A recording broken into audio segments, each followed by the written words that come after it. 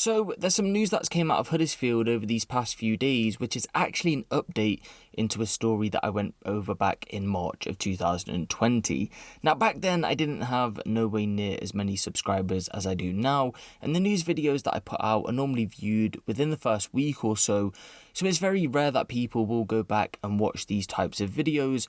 So today I'm going to go over this case in a bit of detail so you're aware of what's going on, and of course the update will be in this video as well. So this story is in relation to a 12-year-old boy who was shot in the face and body during a drive-by shooting.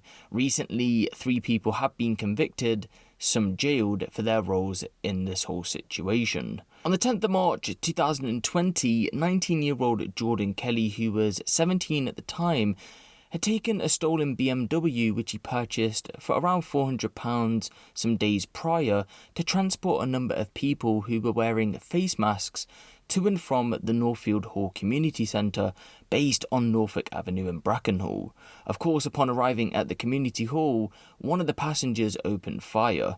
A 12-year-old boy had been hit whilst he was talking to friends. He was described as hearing a loud bang, and then he realised he'd been shot. He was hit in the face and body, and to this day he still has 25 shotgun pellets left in his body. After the shooting, Jordan drove to his family home on North Carcroft in Northfield, Huddersfield, where his mum's boyfriend John Foggo helped him burn out the getaway car to destroy evidence. But 2 days later, Jordan would go on to be arrested in connection with the incident after he was captured on CCTV filling that BMW up with fuel. 2 days after that, his mum would go on to be questioned, where she lied to police saying that her son was at home at the time of the shooting, and then 2 days after that, John was questioned, where he also lied to police about his role in this whole situation. Eventually though, all 3 would go on to be charged. Jordan for possession of a firearm with intent to cause fear of violence and perverting the course of justice, which he pled guilty to, and then John was charged with 2 counts of perverting the course of justice, and Sarah was charged with 1 count of the same offence. They both pleaded not guilty though, and so a small trial went ahead in March of 2021. In a nutshell, in court, both had denied their involvement in what had happened. Sarah still contesting that her son was at home, even though at this point he had pleaded guilty, whilst John had denied being with Jordan when he destroyed the car.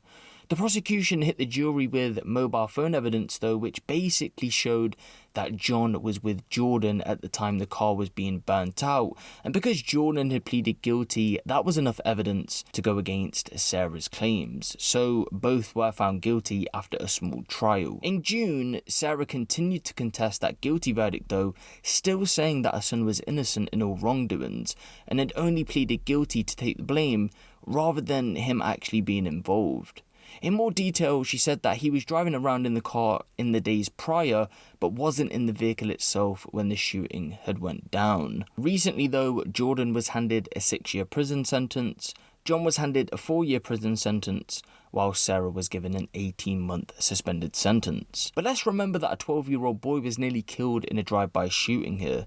This situation was said to have had devastating impacts on him, and he was once described as a polite child, but now is said to be the complete opposite, and according to his mother, he's a very angry individual. Going over the long-term effects of his overall health and an update into what's going on with the victim, his mother said he's having sleepless nights, needing a lot of painkillers to take away the pain of pellets which are still lodged into his spine and in the back of his head. It's also noted that the boy thinks about getting revenge on the shooters, but his mother reassures him that that isn't the right thing to do. But he does refuse to go to Huddersfield because of the long-term mental effects that this has had on him.